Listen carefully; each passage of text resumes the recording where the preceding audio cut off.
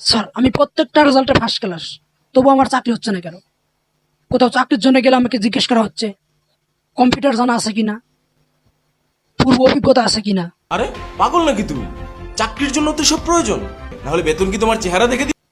যদি চাকরি করতে এগুলোই লাগবে, তাহলে স্কুল জীবনে আমাকে বাস্তবমুখী না করে, কম্পিউটার না শিখে কেন শেখানো হলো নবাব সিরাজউদ্দৌলা কবে মারা গেছে?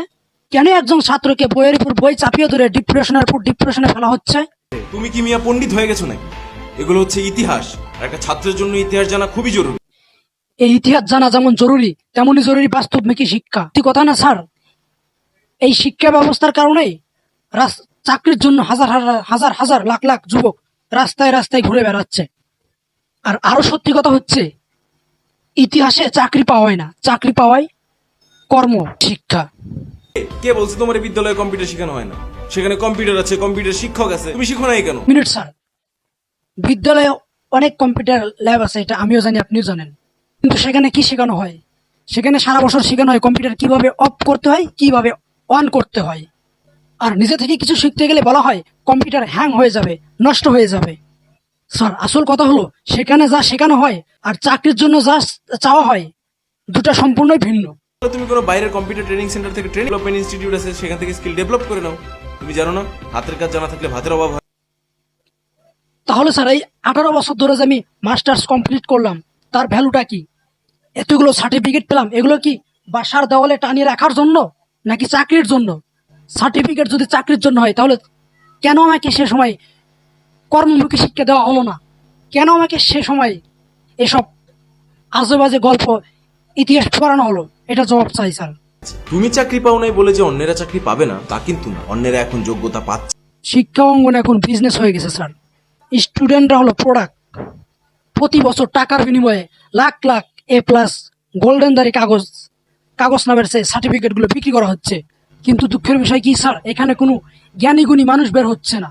এদেরকে জাস্ট প্রেশার ক্রিয়েট করে মুখস্থ বিদ্যা শিখিয়ে A+ পাওয়ানো হচ্ছে।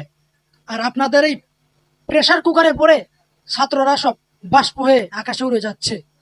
আর সমাজ চিটিং বাস। তুমি একটা শিক্ষিত সমাজে দাঁড়িয়ে এসব কথা কিভাবে বলতেছো? তুমি কি বলতে চাও এখন শতভাগ শিক্ষার কোনো দাম নেই? A+ তো পাচ্ছে। আর শুনো বাবা, A+ পেলে সব হয়। A+ পেলে সব সম্ভব? ভুল। এখনকার সমাজ রেজাল্টকে এমন অবস্থায় এনেছে যে একজন ভালো ছাত্রও যদি A+ পায়, তার দিকে আঙ্গুল তুলে বলবে রেজাল্ট কত টাকা দিয়ে কিনেছো। A+ দিয়ে কোনো ছাত্রর যোগ্যতা প্রমাণ হয় না। আর স্যার এভাবে চলতে থাকলে জাতি খুব তাড়াতাড়ি মেধাশূন্য হয়ে যাবে।